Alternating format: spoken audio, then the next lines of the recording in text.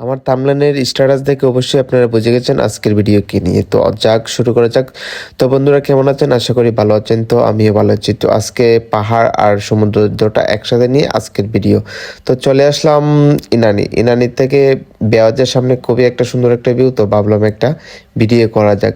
তো মামাকে, এখানে একটা মামা চাকরি করতে, মামাকে ফোন করে মামা চলে আসলো। তো মামাকে বললাম চল কোথায় ঘুরতে যাই।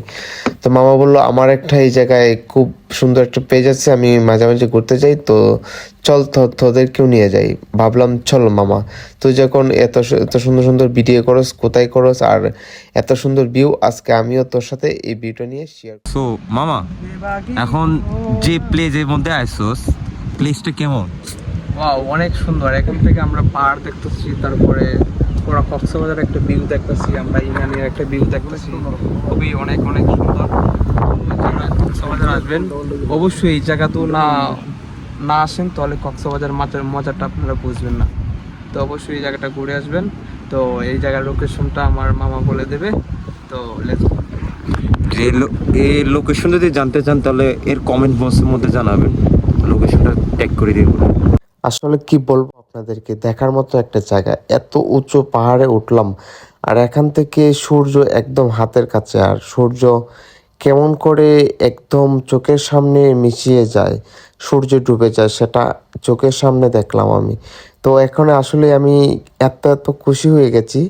এত উঁচু পাহাড় কক্সবাজারে আছে, তো আগে কোনো আমি জানিনি। এখান থেকে পুরো একটা কক্সবাজার আমার হাতের মুঠো বোঝা যাচ্ছে।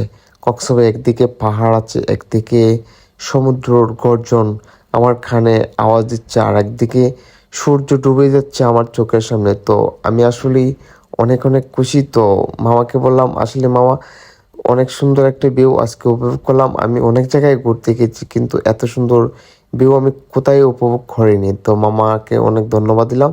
তো এই হলো আজকের আমাদের সহপাঠী। তো আজকের ভিডিওর উদ্দেশ্য হচ্ছে, আমার চিটাগাং থেকে আমার কিছু ভাই ব্রাদার আর একটা ছোট ভাগনা এসেছিল। তো তাদেরকে নিয়ে আমি বের হয়েছিলাম। তারা আসছিল সমুদ্রের ফিল নিতে। আমি তাদেরকে ডাবল একটু ফিল দিয়ে দিলাম। আর সাথে ছিল, আমার হেল্প করছে আমার মামা। ধন্যবাদ মামা তোমাকে।